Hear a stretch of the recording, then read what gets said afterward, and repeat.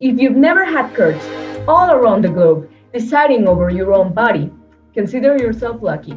You ain't lived in a woman's world.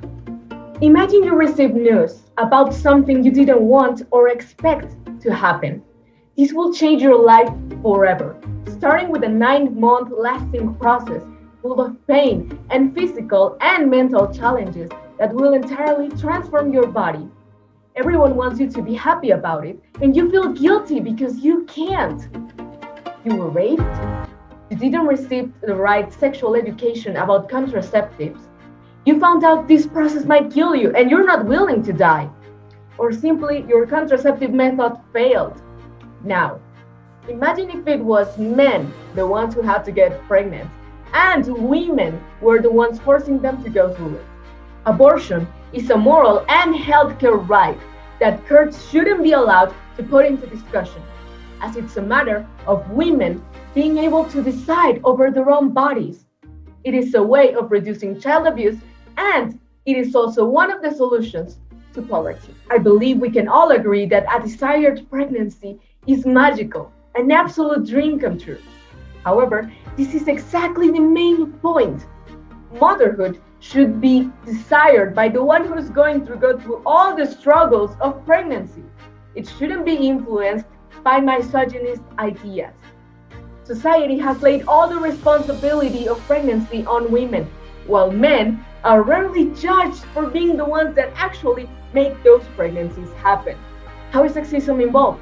Most of the legal authorities that have voted against abortion legalization are men. A perfect example is Alabama's case in 2019, where out of the 27 Republican male senators, 25 voted to ban abortion.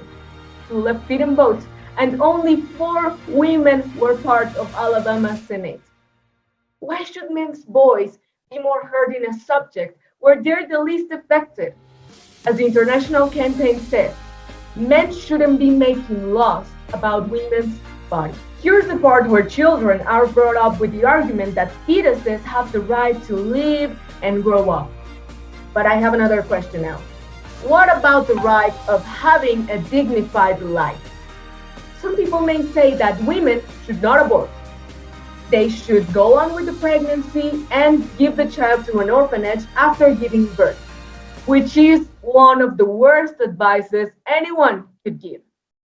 Globally, more than 80% of the children in orphanages have a living parent, and it is presumed that there are about 8 million children in orphanages, which takes us to the assumption that about 6 million children, approximately, were victims of that terrible and selfish decision.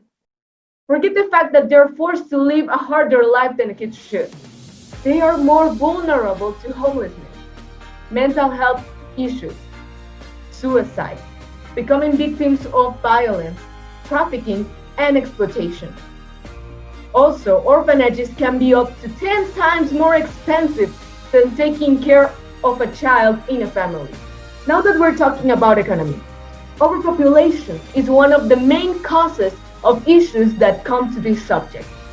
With the legal prohibition of abortion, overpopulation levels keep growing and growing and growing. And as we know, overpopulation is the principal reason of an economic crisis. To present the proof, countries with more financial issues are the most overpopulated ones.